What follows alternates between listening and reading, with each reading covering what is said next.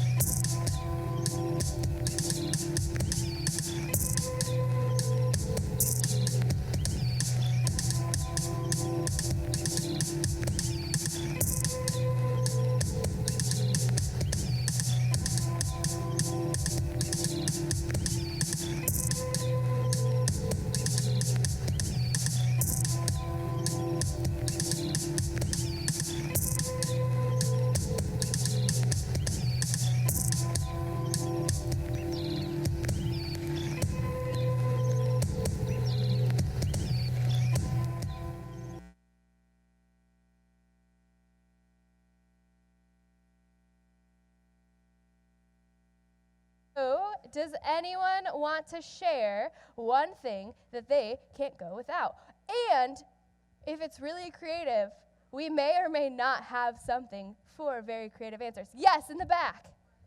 Friends, I like that one. Yes, guess what you get? A t-shirt! Woohoo! Nice. Did you guys see that? That was just in my pocket. It's made for t-shirts. Okay, now you guys are participating because you know that I don't have any more. But Lexi and Jason do. Okay, what about you? Music. Okay. Ayo, coming out of nowhere. Let's see. Who seems the most passionate over? Oh, gosh, yeah. Emotion. Lexi has the last t-shirt, and I know that she would agree with that because Lexi's very emotional. Aren't we all, though? Aren't we all? All right, so we're going to be kind of looking into that and those things that we love and where those lead us, because we talked yesterday about how our loves lead, how the things that we really, really value will take us in one direction or another.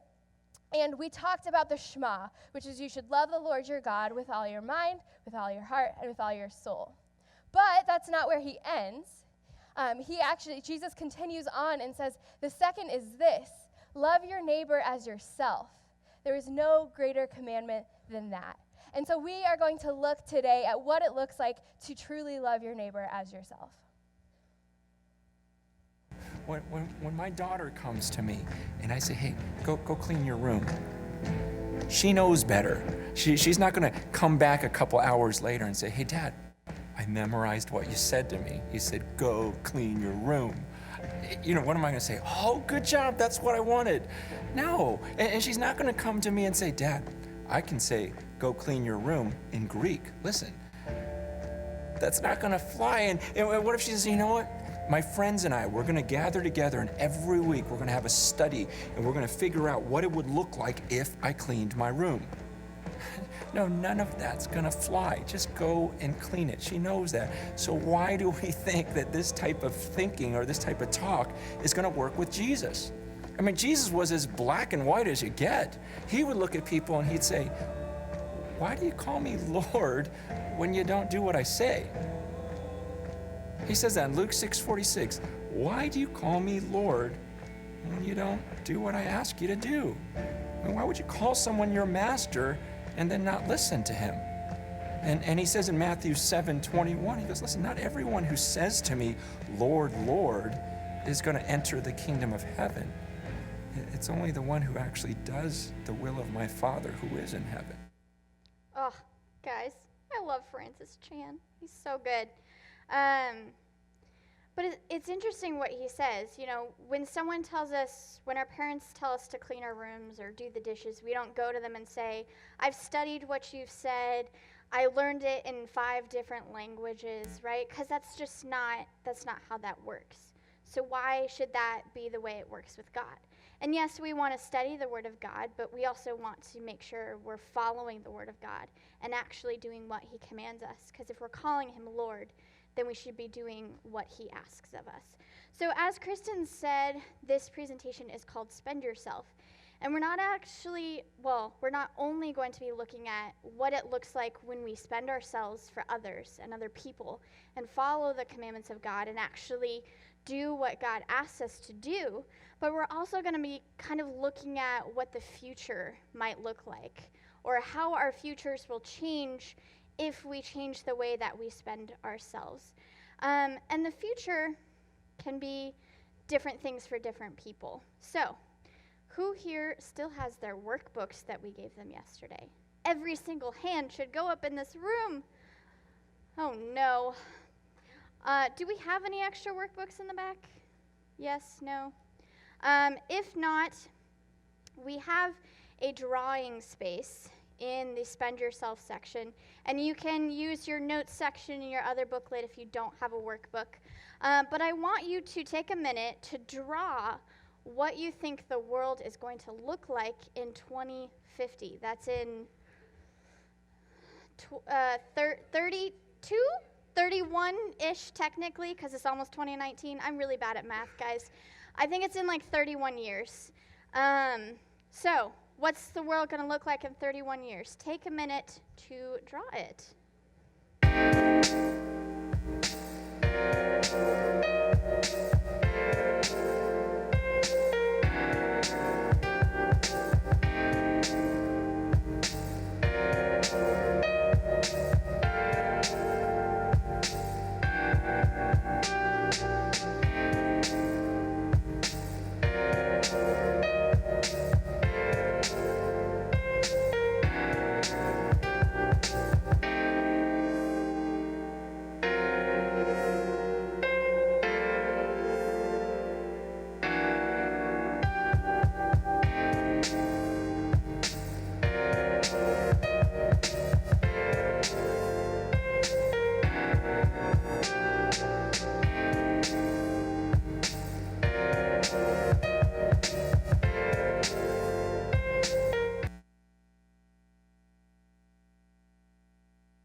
All right, I'm seeing some interesting drawings here. I'm seeing no drawings for some people. I saw a robot back there.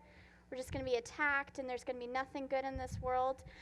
For me, when I think about the future, I get really scared. Because when people talk about the future, they talk about self-driving cars. And the thought of self-driving cars terrifies me. Because if you think about it, yes, it's great that you don't have to sit there and drive and you can take a nap while you're driving. However, they could easily malfunction and drive us all off cliffs. Just saying. So the future can be really scary, right? There's a lot of fear that goes into the future, and I'm not the only one who's afraid of it.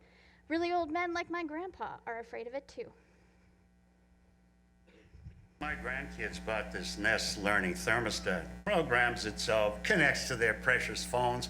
I don't like it. Being cold builds character. Walking back and forth to the thermostat builds leg muscles. When the internet's come to life and all these gizmos turn on us, these kids won't be able to run away on those shriveled little calves. Will they love their Nest thermostat then? I don't think so. I think that actually was my grandpa. A show of hands. Anybody think I look like that guy? Yes. Okay, you think I look like that guy? Awesome. I sometimes feel like that guy a lot, to be honest, because a lot of times I think about the future, and sometimes I'm like, yeah, it's going to be great, and other times I'm like, I can't even do the adulting thing now, much less in like 20 years. But that's how the world's going to look. It's either going to be really good or really bad. You see, and for all of us, we have these two ideas. We have one or two ways we think the world is going to look like. And we've talked about before how prophets have tried to predict the future for us, and we all try to predict our own future. But we have prophets in our own time as well that have also thought about this question. What do they think the world is going to look like? And basically, there are two stories for how they think the world will be in about 2050. One is the story of 1984. It's written by George Orwell. It was written in 1948, actually. The 1984 is a story of no freedom at all, where humanity itself has absolutely no freedom to do whatever they want. They cannot say whatever they want. They can't even think what they want. Absolute control is given to the government or Big Brother, if you've heard the term. In fact, actually, George Orwell said this. He said, if you want to imagine the future, imagine a boot stamping on the human face forever. He said that's what he thinks the world is going to look like. Absolute control with no freedom at all. The other prophecy was given to us in Brave New World by Aldous Huxley. Has anybody read either of these two books? And how many of you guys were forced to read these two books? How many of you guys were supposed to read these two books but didn't? Okay, 2 honest people. Awesome. I'll put myself in that lot. SparkNotes is my friend. Thank you, SparkNotes, for getting my degree. But Brave New World and Aldous Huxley talks about how we have this pill called Soma, which gives us absolute freedom to do whatever we want or experience any pleasure that we want. And so in these two prophecies, we have one where there's no freedom at all, and prophecy number 2, we have absolute freedom.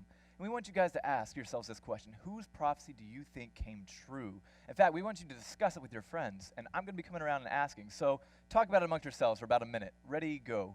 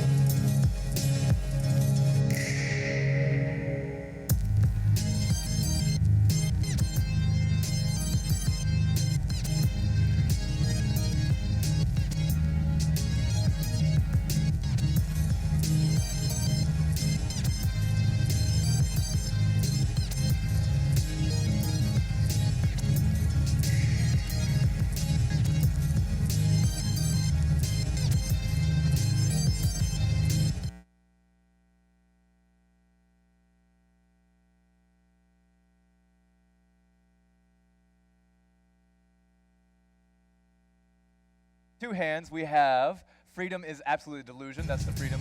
That's the 1984. But then others is freedom is our reality. That's the Brave New World. How many of you guys think freedom is a reality for everyone? Raise your hands. Ooh. How many of you guys don't think we have any freedom at all? Raise your hands. That freedom is an illusion. Okay. Interesting. I appreciate this perspective because you guys are realizing, some of us, Atlee for one, told us that it really depends on where you live. Because the truth is that we actually have a third prophet, a little bit closer to our own time. Her name is Suzanne Collins. You might be familiar with the name. She said that neither of these two guys got it right. That in reality, depending on where we live, depends on how much freedom we have. And so she told a third story, a story that included both. Beginning with the districts, you have the poverty districts, the ones that actually it's like Old North End out here. It's place where nobody really knows where they're going to get their next meal from, where they all have to band together, and any freedom that they do have is spent on merely trying to survive.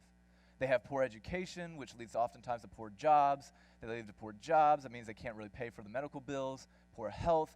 It's a cycle. It keeps them stuck. But then the other half of the world that she described was a little bit better. It was known as the capital. This one might be a little bit more familiar to us. This was the idea where they had all the freedom they wanted, and so they used it to make things like pink dogs and goofy makeup and excess. You know, one part of the movie, PETA is trying to drink something, and they say, hey, drink this. It'll allow you to throw up so that you can take in more. This is the world that we live in. It's the one that says, hey, as long as you have more, well, that'll lead to happiness. But this is basically the two stories of the world. This is the districts and the capital. So let's take a look at what the districts kind of look like maybe in our world today. So the districts are in a involuntary slavery. Now you're probably thinking, okay, Lexi, all slavery is involuntary. Well, that's not exactly true, and we'll talk about that later. So this slavery, they're in a slavery to scarcity, a scarcity where they don't have access to anything. And what does this look like in our world today? Well, 1.2 billion people are living in an impoverished society. Impoverished means that they are living on $2 or less per day. That's less than I spend on my coffee. That's less than I spent on my Dutch Bros this morning. And this 1.2 billion is the equivalent of 4 United States of Americas. So if you take everybody who lives in the United States today, multiply that by 4, that's how many people are living on less than $2 per day. And as Jason said, when they're in this slavery to scarcity, they're in this never-ending cycle. It doesn't end for them. So they have a poor income, right? They're living on less than $2 a day, which means their way of life, their lifestyle is really unhealthy. They get sick a lot because they can't eat the proper foods. They can't have the proper nutrition, proper medication. Maybe they don't even have health insurance, so they can't afford to go to the doctor. And so when their health and their lifestyle deteriorates, they're not able to go to school as much, or they can't afford to pay for school. A lot of countries, different countries in the US, you have to pay for uniforms, and you can't go to the school if you don't have that uniform. But if you can't afford it, or you can't afford the transportation to get there, then you can't go to school. And if you don't go to school and you have a poor education, probably not going to get a job, because people usually aren't going to hire someone who didn't graduate from high school or college, let alone elementary school, right? If you have that poor education, you have less opportunities for jobs. And so if you have less opportunity for jobs, you have less income. And so the cycle starts all over again. Now, what does this look like in a deeper level on a day-to-day basis within our world? Well, 15% of the current world lives without electricity. 15% of the people in this world live in complete darkness every single day. They don't have any electricity whatsoever. And 1/10 or 10% of our world lives without clean drinking water. So you have these 10 glasses here, and every 1/10 of them is filled with this disgusting brown water. Now, I know I would not be able to survive on that because I'm very picky about my water. I can taste when it's unfiltered or not. And I would not be able to survive on that. But that is what 10% of our world is living with. They're also sick a lot. About 160 days, every single year, someone who is living in poverty is sick. And so if we take a look at a calendar, this would mean that they are sick about 5 months out of every single year. So that means they miss 5 months of school or 5 months of work or whatever that might look like. And you might be sitting there thinking like, okay, cool, missing 5 months of school. Sweet, let's do it. Well, it's not as great when you think about that if you miss 5 months of school every single year, by the time you're 23, you'll have the education of a 6th grader. And so this idea that like we can't progress if there's no education because we're sick all the time, this cycle is just never ending. And so this group of people ends up being enslaved to scarcity, and they're surrounded by these 4 different areas of disease, injustice, hunger, and fear. And this is something that runs their life because they can't get out of it. They're constantly in that cycle. But fortunately, God loves the poor, and the poor are mentioned in the Bible over 2,000 times, which really shows God's heart for those who are in poverty. And so this cycle that we looked at of having poor income, poor health and living, poor education, poor opportunities, God says that the poor in spirit are blessed. And in Matthew, Jesus mentions, he says, "Blessed are the poor in spirit, for theirs is the kingdom of heaven." And so this verse can kind of get confusing of like, okay, so does that mean that I have to be poor in order to get into heaven? No, that's not at all what he is saying, but rather those that are poor have a greater dependency on God because that's all they have. They have God to get them through. And that's something that I experienced after my senior year of high school. I went on a mission trip to Swaziland, Africa with my church. And when I was there, we went to these home visits where we got to meet people in the community, see their home, and pray for them. And at one of the houses we went to, they lived in a hut that was about the size of like this section of chairs. And for them, that was pretty big. and they had about 7 people living in the house. You could see that there was one bed, and in that hut, you could see every single thing that they owned. And it just broke my heart to think, like, I brought this suitcase for 2 weeks in Africa that has more clothes than they will ever have. And that just absolutely blew my mind. But what was so amazing was they loved God more than anyone I had ever met before. They were so dependent on him to provide them with what they needed. And I think that we can really learn a lot through that, of our dependency. Are we depending more on our things, or are we depending on God to get us through? And so we need to remember that God says, blessed are the poor in spirit. And for that reason, we need to have a relationship with them. We need to be able to serve them in the best way possible. So now let's take a look at what the capital looks like in our world today. And again, the capital is all about all of the extravagant excess stuff. And we talked about earlier about how not all slavery is voluntary. And that's true, because in the capital, they are willingly in a slavery to comfort. Slavery to things that make us happy, make us comfortable, and we don't want to go outside of that comfort. And within that slavery to comfort, we are enslaved to things like consumerism and pleasure and success. And we want the top of it all. And we don't care if there are people who don't have that, because at least we do.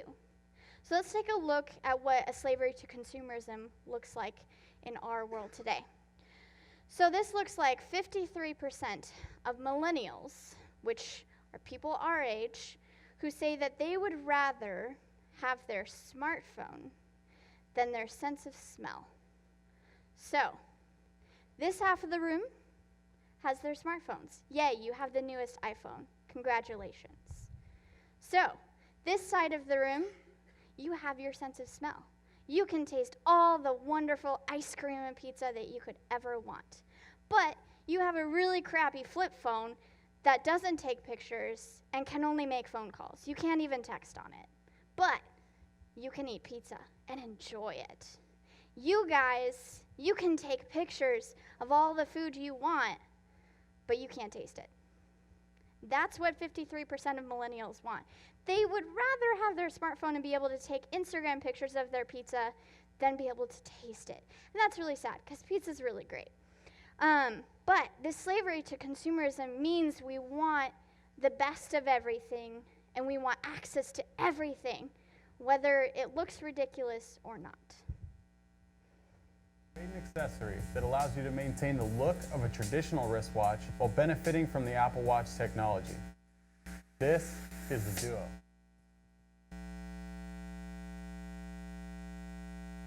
Various invention of like a smartwatch as well as a regular watch.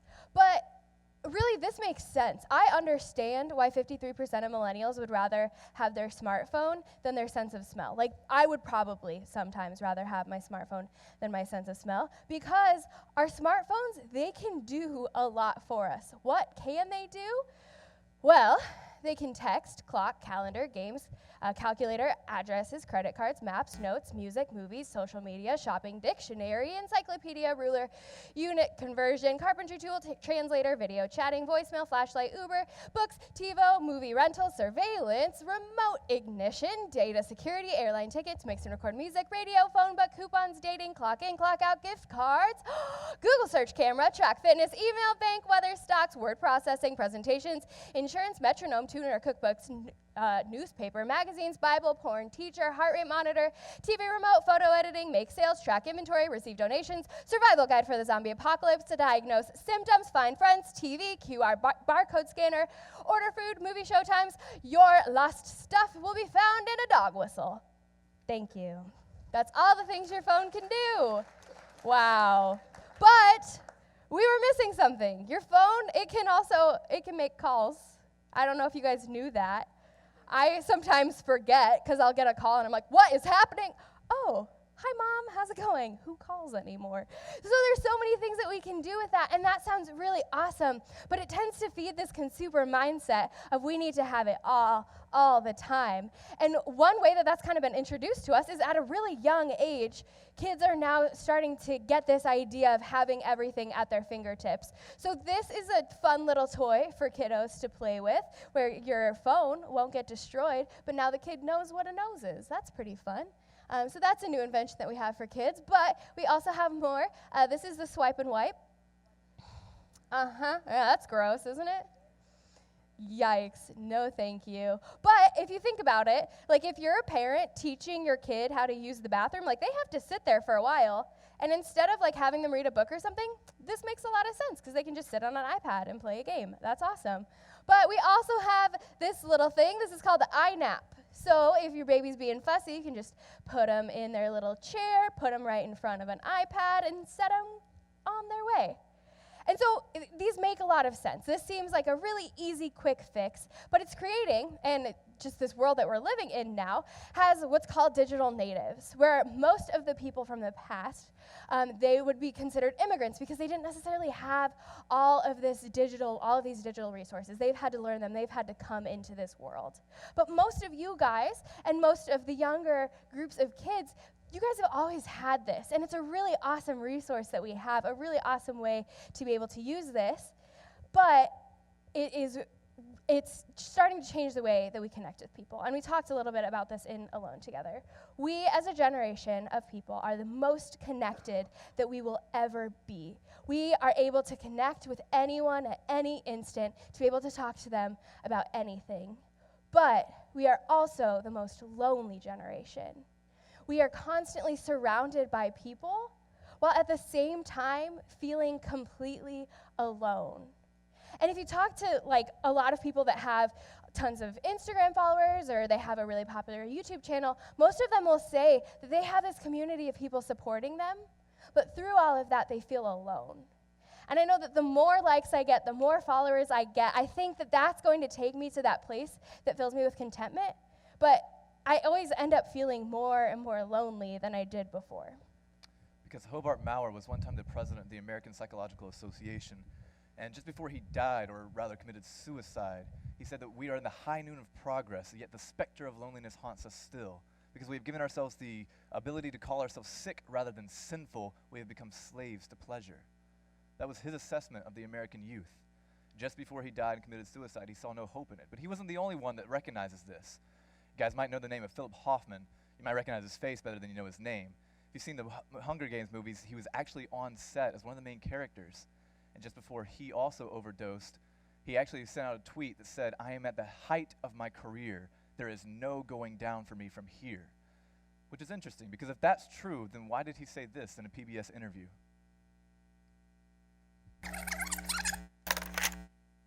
I would definitely say pleasure is not happiness, because I think I kill pleasure. Like I take too much of it in and therefore make it unpleasurable. Like too much coffee and you're miserable, you know. And that I do that to pleasure often, you know. And so I don't think, and there is no pleasure that I haven't actually made myself sick on. There's no pleasure that I haven't actually made myself sick on. He said that I have killed my own happiness. I want you guys to think back when we first started talking about the grand narrative of Scripture. How at the beginning we talked about the Garden of Eden, how Adam and Eve had literally everything they could want. Anything they wanted to see, anything they wanted to eat, anything they wanted to do, anything they wanted to be. It was all theirs for the taking. The world was literally theirs. God says, go and take it. Have all the pleasures you can imagine. And they took the one thing that they couldn't. And we, with our technology, have kind of created that same scenario. I mean, depending on how I press the buttons on my phone, I can have a pizza show up at my door. That's awesome. But how often do I use it for other things? What else can I use it for that would actually be benefiting my neighbor rather than just benefiting myself? I mean, with Netflix, I can be entertained for hours. With YouTube, I can learn almost anything. With Google, I can know anything I want. With Google Play, I can entertain myself for hours and hours on end. It's like I've recreated the Garden of Eden, yet with that same temptation, it says, just don't go this one place. And how often do we actually enjoy that, going to that one place? We look up things that we know we shouldn't.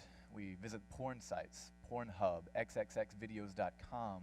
We spend most of our time chasing after things that we know are ultimately harming us, and then we hide from them because we feel shame afterwards, just like Adam and Eve. God comes after us and says, where are you? Where are you? And yet we spend our time trying to hide from him, cover ourselves with our self-righteous fig leaves, our Louis Vuitton, our Gucci. We try to hide it behind these labels as if we haven't really actually are all the same underneath. And guys, 64% of us in this room right now are addicted to pornography according to the stats. Girls, 34% of you are addicted to pornography. Youth pastors, 42%. The stats are against us. The church is really no different than the rest of the world, that we constantly spend all of our time with this. And I don't say this to your shame. I say this to tell you that you are not alone. Guys, this is a struggle that I know firsthand. I traveled with the whole team last year. We all struggled with it firsthand, something that we all had to hold each other accountable. But guys, a three-chord bond is not easily broken. And if you are struggling with something like that, you can come talk to me.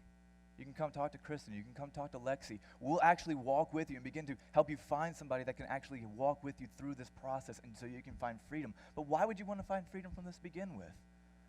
Well, porn is linked to anxiety. It's linked to antisocial behavior. It's linked to low self-esteem. It's linked to a loss of appetite.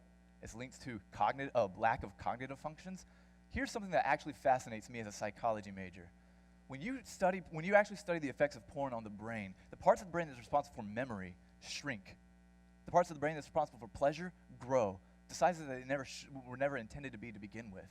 In other words, it's costing you your memories. Your childhood literally is being erased every time we watch a video.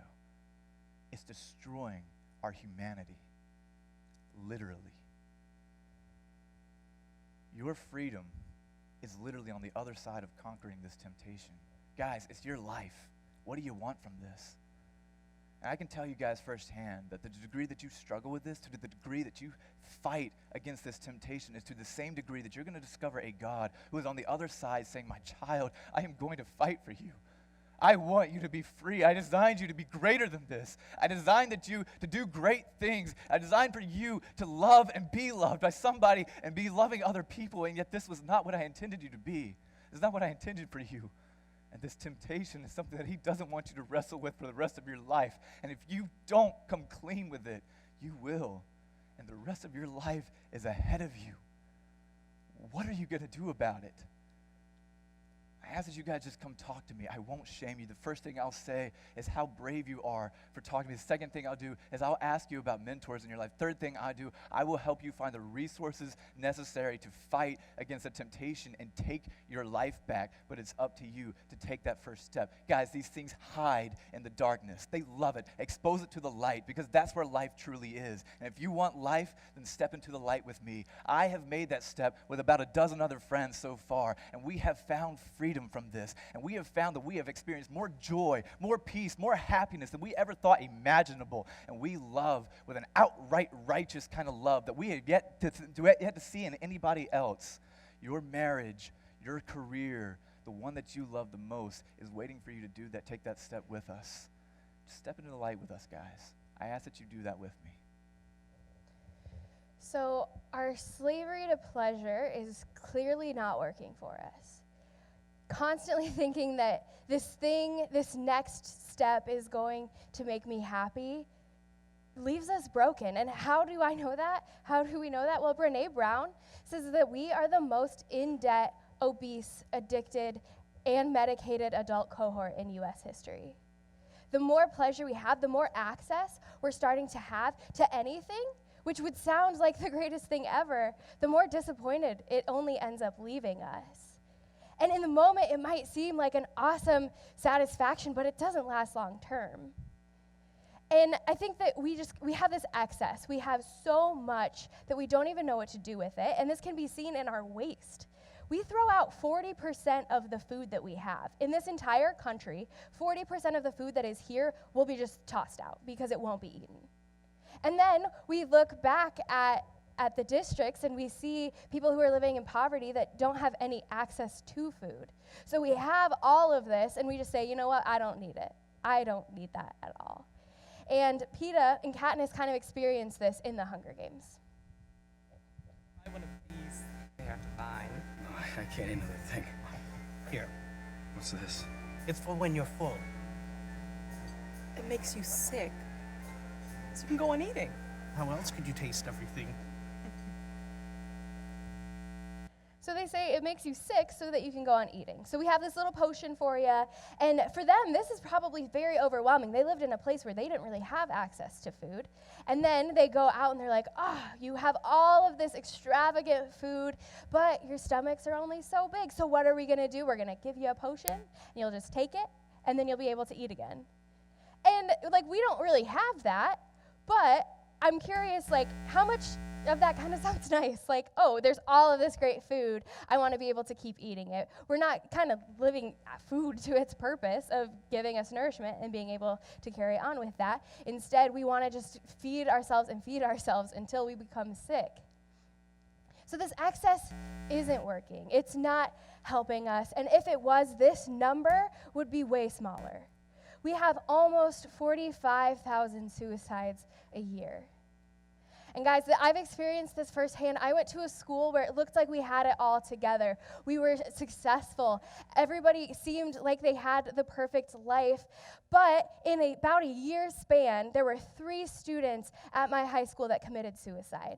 Students that seemed to have it all together, that had the perfect life, that had all the greatest friends. They didn't feel that that was enough. And that shouldn't be the case. And not only that, but we as a community should be able to see our brothers and our sisters who are struggling, because Christ created us for community. We need to come alongside people and walk with them in this journey, because I'm sure that this is due to loneliness, to feeling isolation, and to feeling like what we have is not good enough. Because guys, we have some amazing things. We have some amazing people, and you guys are amazing people. And I would love to just see a community come together and support one another, because this number needs to be smaller. This number should be 0. So what can we do to come alongside those that are struggling and encourage them in that?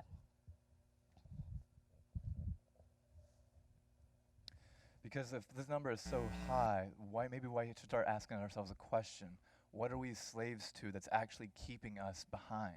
Is it really our success? And who is giving us this message of success? I mean, what does this message actually look like?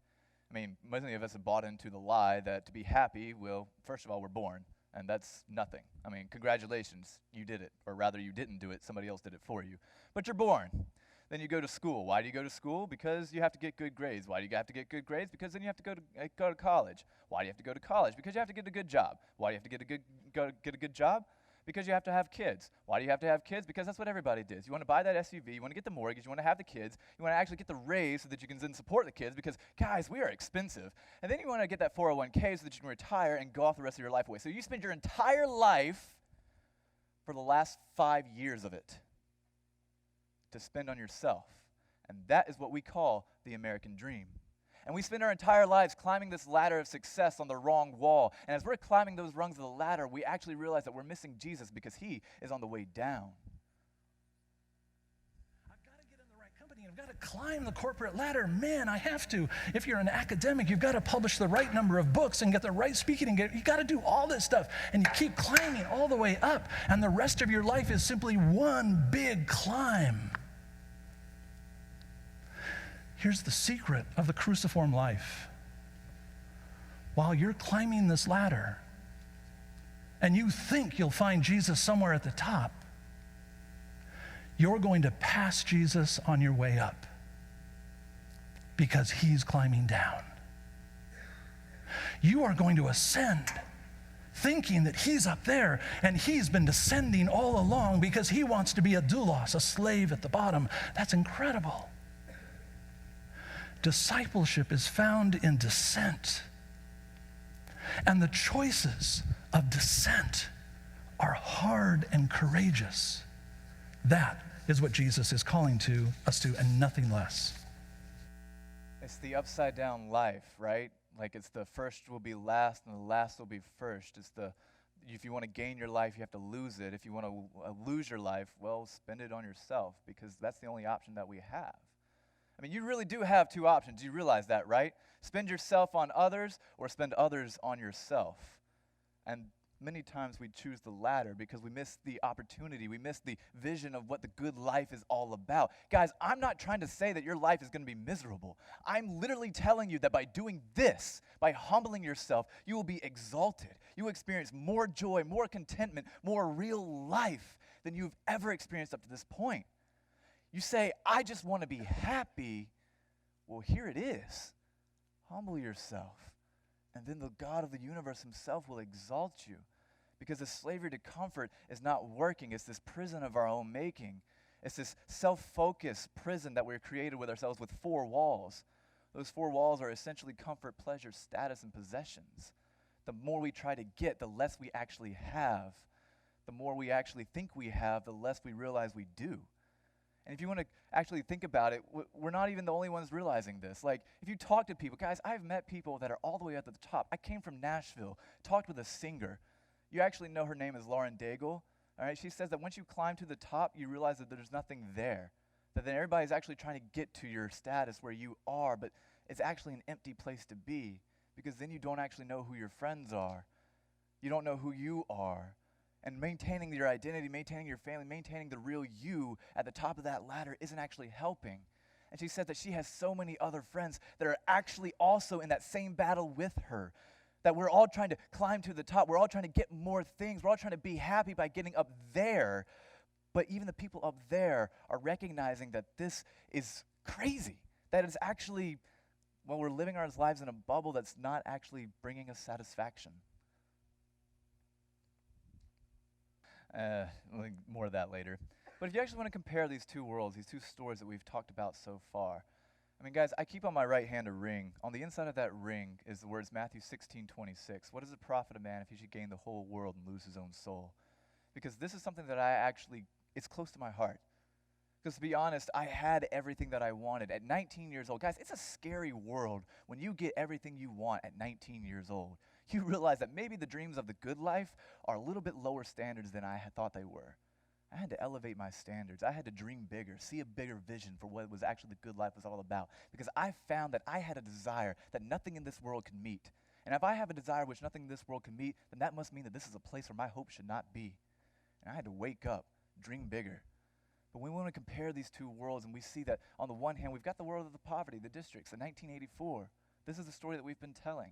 Where, yeah, it's a slavery to scarcity, where your identity is as a victim of oppression. And it's stuck in a cycle. It's stuck in a cycle of poor education and poor health and poor opportunities. And eventually we want to try to escape this cycle, but how? Because on the other side, Brave New World is the capital, it's a slavery to self-focus. It's really not any better. They're also stuck in a cycle where you try to achieve more, you try to get more things, and then getting more things just leaves you empty, so you try to replace that emptiness with more things, which ultimately just leaves you stuck in an endless cycle again. These 2 worlds are both stuck on a broken cycle.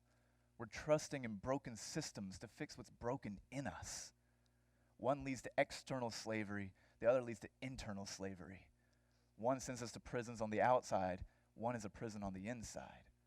But what do we do? How do we find a solution? What do you guys think we should fix first? Because we can't just fix one without fixing the other. We have to focus on one. There's something that we have to do. So I want you guys to discuss it for yourselves. How do you find world peace? Go.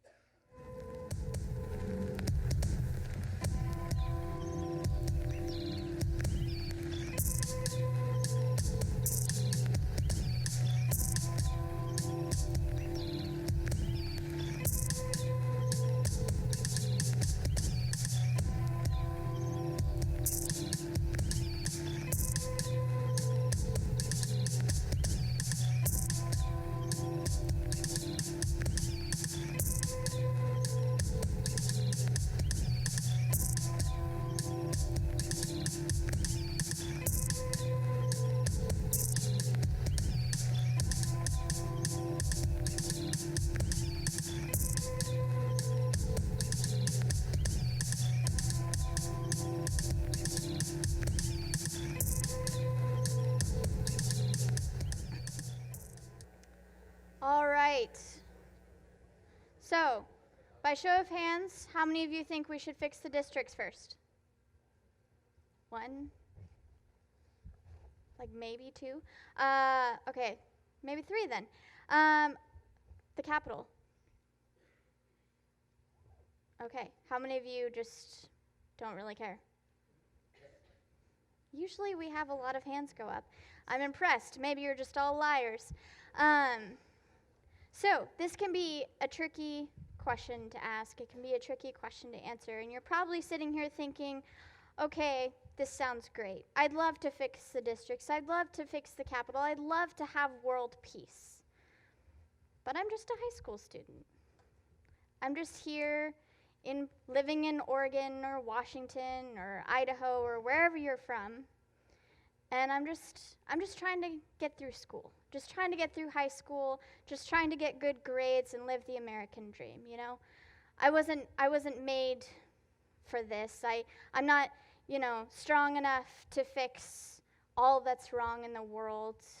I don't think that could ever be possible. I'm not equipped for that. I'm not old enough to make any difference. I'm not powerful enough to make any difference. That's not really what I want to do. That's not the career I'm shooting for. I'm not necessarily striving for world peace at the moment, just trying to get through high school. I get it. I don't feel like I'm equipped either. I don't even feel like I'm equipped to do this job right now. I shouldn't be standing in front of you right now. But for some reason, God has me here. Because the purpose that God intended us for was not homo incurvatur sense. That was said by Augustine, emphatically emphasized by Martin Luther. Mankind is incurved on itself. That's not what God intended, but when the fall happened and everything became cursed, we became curved in on ourselves. But that's not what God intended. And we misuse the purpose that God actually intended us for.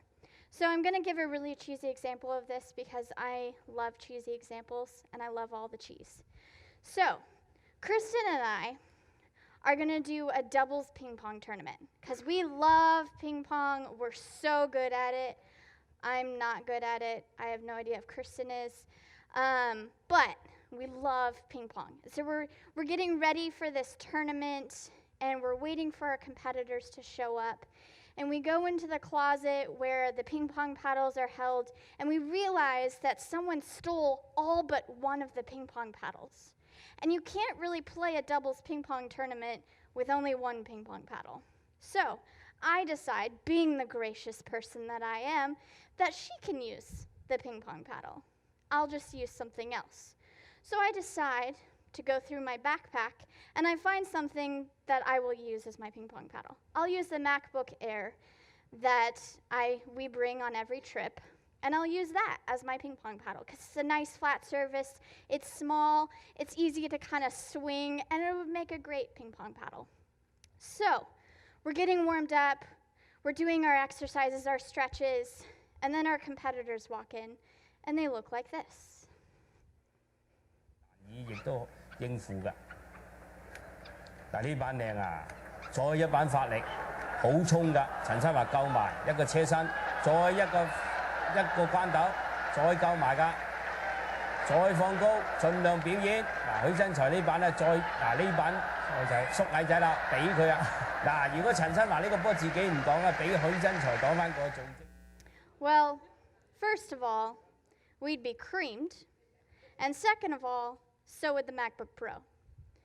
But that's kind of a cheesy example of what it looks like when we try to use our lives for the purpose God didn't intend us for, right? So we have the ping pong paddle over here that's literally only used as a ping pong paddle to hit a ball back and forth across the table. That's all it's used for. And that is a picture of us incurved on ourselves, not spending ourselves for other people, and not living up to the purpose that God intended. Then we have the MacBook Pro, which has all of these amazing capabilities and was built to do amazing things that humans can't do on their own. And it was made for so much more.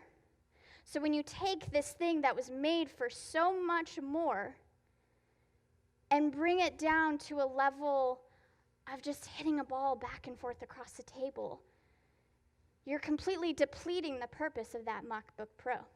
And that's what it looks like when we take away the purpose that God intended for us. Now you're thinking, wow, that just got really deep. But it's true. That's what that looks like. You were made for so much more than you're expecting of yourself. Yes, none of us are equipped. But as the saying goes, God doesn't call the equipped. He equips the called. He says, I made you for more than just sitting around trying to get good grades and get into a good college and have a 401k and golf for the rest of your life. I made you for more. I made you to spend yourself for other people. I made you to use your life as a sacrifice, as a living sacrifice for me, because that's what I did for you. That's what he did for us on the cross. So, the next time you say, I'm just a high school student, I don't have enough power, I'm not equipped for this, this isn't what I want to do with my life, I don't feel that I should be here, I want you to find a mirror, and I want you to look in that mirror and say, you are a MacBook Pro, and you were made for greater. You were not created to live a simple life. You were created to offer your life as a living sacrifice. So I want everybody to stand up right now. And I want you to say to yourself until you believe it, say, I am a MacBook Pro. And I know it sounds stupid. I am a MacBook Pro, and I was made for greater. I want to hear it. I am a MacBook Pro, and I was made for greater. Okay, everybody quiet. Quiet. Shh. Okay, now I want you to turn to the person next to you and say, you are a MacBook Pro, and you were made for greater.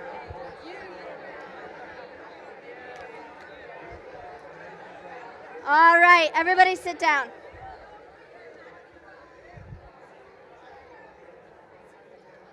Have a seat, have a seat.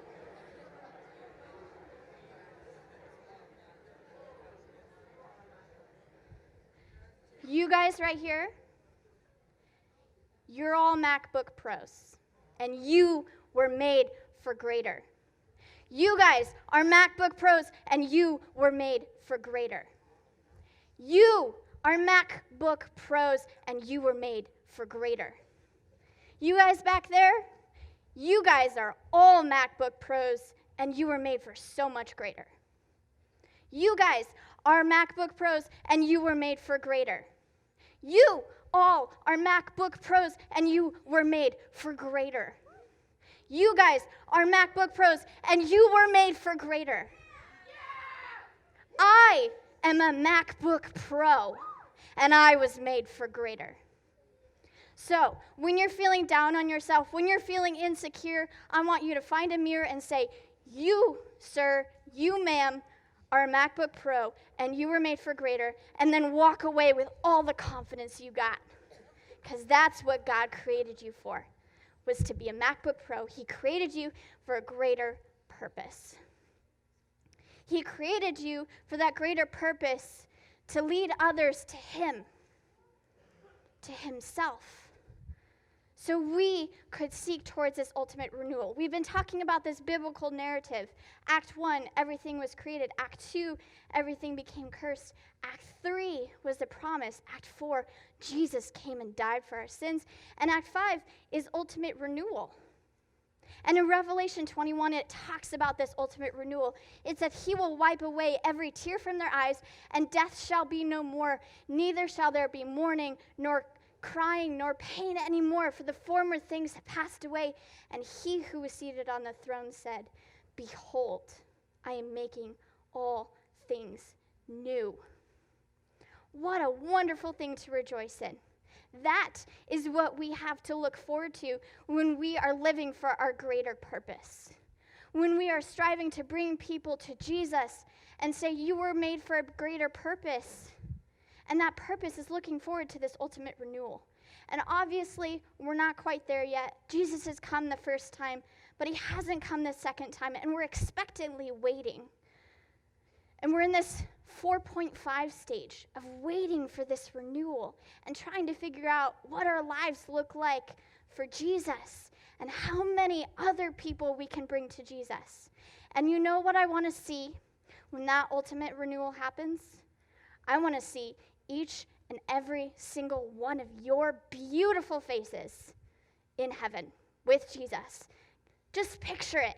Every single person in this room, all in heaven before the King of Kings, worshiping him for eternity.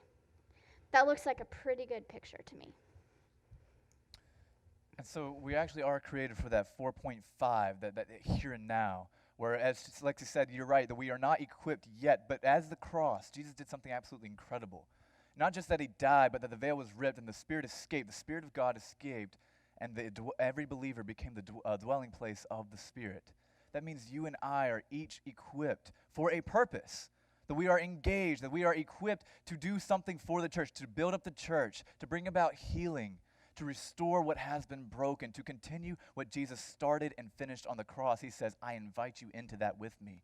Not to add to my work, but to take part in the work. That we complete that which he has already started. And as Isaiah 53 says, we let our light shine like the noonday. We begin to talk and we begin to move into the next world as if this world is not the world, our home, but we're waiting for the next one. Guys, I said it last night that this world is passing away. But the story of Christianity is not about going to heaven when we die. It's about this world becoming the new Jerusalem, the new heavens, the new earth, that it has already begun and that it will continue, that the whole world is groaning with eager expectations for the revealing of the true sons and daughters of God. How in the beginning, guys, in the beginning, God gave us a world and says, go and make it what you want it to be. But then we failed in that first purpose. So then he redeemed us. He bought us back. And he said once again, go and make the world what you want it to be. So I want to ask you guys, what do you want the world to look like? Because the future is up to you. Let's talk about it for a second. What do you want the world to actually look like? Come after me and talk to me about it. And I will actually help you guys think about that. I will help you find your calling. I will help you talk about your gifts, your passions, what has been confirmed in you by the other church. What is your means and what are your motives? And do those line up with the heart of God? Because typically, the answer is, well, something that we wouldn't have even believed. Isaiah 53 says that we are commanded to let our light shine like the noonday. If we spend ourselves on behalf of the poor, then your light will shine in the darkness, and your noon will become like the noonday. That you will become an example, that you will become hope to the hopeless. But set apart Christ as Lord in your hearts, and always be ready to give a reason for the hope that is within you, but do this with gentleness and respect. That is a command for every believer. Every single one of us are called to be hope to the hopeless. And we have this opportunity to spend our lives. But you say, Jason, how? Like, what am I supposed to do? Because our ability to actually make the future is not linked to what we think we can do, but rather it's linked to how much media and how much time and technology we actually consume. Let's think about that for a minute. Because I've already said you can either spend yourselves on behalf of the poor, or you can spend the poor on your own self. You can spend others on yourself, or you can spend yourself on others. That's the only option that we have. The same thing applies with technology. Either technology will shape the future, or it will end it. But we are called to be salt and light, right? And salt brings out the best and the greatest of all things, right? So let's do that. Let's be salt and light. So many of you guys ask the questions, you struggle, and I get it. I struggle with this too. Even in my 20s, I'm saying, God, what am I called to do? And then I remember that the answer is pretty simple. I'm like, God, what is your will for my life? And 1 Thessalonians says, this is God's will for you, your sanctification. That means everything else is permissible. As long as you love God, you do what you please. And that sounds like too much freedom at first because we're told constantly that the gospel is some good advice telling us how we ought to live. But guys, the gospel is not good advice. It's good news. And it's good news that somebody else has already lived the life that you should have lived so that you can now live free, live the life that he ought to have lived, that Jesus lived the life that you should have lived so that you could live the life that he deserved. And therefore, for Christians, calling does not fundamentally begin with questions about ourselves, but about God. What is God doing in culture? And then we join him in that work. We join him in the process. Our calling is to simply join in to what he is already doing. And guys, God has a huge heart for the poor. And this is going to cost you something. In fact, it's going to cost you everything. Jesus says that how many of you guys, when you go to attack an army, would not first count how many people that you have and then count how many people they have to see if your army can overcome their army. He says, count the cost. Because when we don't count the cost, when we get into the battle and then we back out, we bring more shame to his name than we ever intended. We bring more shame than honor. But he says that if you let your light shine before good men, that they will bring honor and glory to my God. So guys, count the cost. What are you willing to give up for bringing the good news to the whole world? What are you willing to give up to bring the whole world to resurrection and life? You think you're out for this life that's so difficult, and you are, but you find out that there's actually blessing, and you actually find more peace in taking this hard road than going with this wide road that everyone else is going to go on. And Jesus is just take this, follow me. And you start learning that all the things that he's saying let go of and walk away from, those are actually things that were going to destroy you anyways.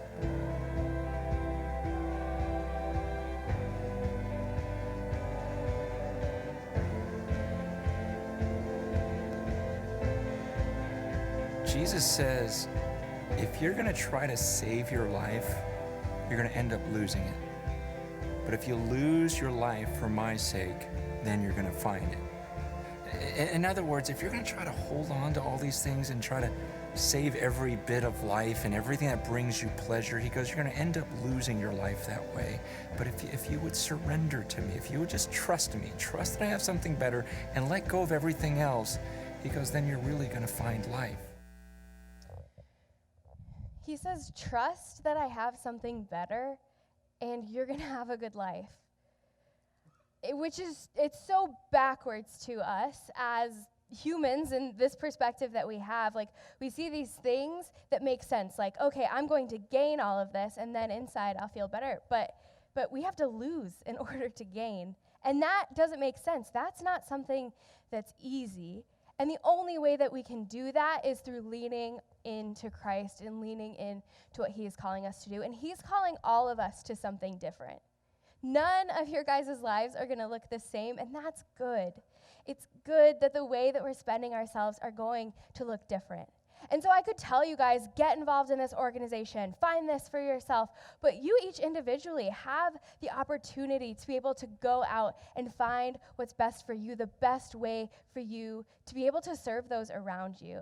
And it might seem scary. Giving up your time, your energy, sometimes even your money, it can be really fearful because we don't have it all, but Christ says that we will gain from that. And in Romans 8, it says, the spirit you received does not make you slaves so that you live in fear again. So we've talked a lot about slavery and being enslaved to this world of like excess. And so this says that the spirit that we've received, the Holy Spirit, will not make us slaves. We will not live in fear. But then it continues on and says, rather, the spirit you received brought about your adoption to sonship, and by him we cry, Abba, Father. We have a Father that wants us to love him and to love others. And he wants us to live out our full intended purpose, like what Lexi was saying. And so you guys probably remember at the very beginning, we said that all of these advertisements in the world that we're living in is telling us this one message, to be our authentic self. We need to be true to ourselves, be true to who we are. And you know what? This might not necessarily be correct, but rather we need to be true to our redeemed self. God is doing something amazing in us if we let him, if we are willing to give that up to Christ. Then we will be able to live our full abundant life, to live a life of flourishing that Christ called us to. And it won't be easy. It's so backwards from anything that we've ever been told before, but guys, it's so good. It's so worth it. It's so much better than the rest that this world has to offer. And so I want to leave you guys thinking, what can I do to spend myself? What can I do to help those around me? What can I do to reach out to those that maybe don't have it as good as I do? And so with that, I'm going to close. We're going to have the worship team come up, and then we'll go into a time of worship. God, you call us to something that doesn't make sense. It really doesn't. It's so backwards and different from what the rest of this world is trying to tell us. But God, you have shown us that it is good and it is worth it, and it is so much better than anything else that this world calls us to. And God, I pray that everyone in this room tonight would be able to know that that's true. And even if right now they don't know that it's true, God, I pray that you would do something in their hearts to know that. And God, in my own heart as well, I pray that you would show me and show us what it looks like to live that fulfilling life that you call us to. God, I just thank you for this time, and I pray that you would just prepare our hearts as we go into a time of worship.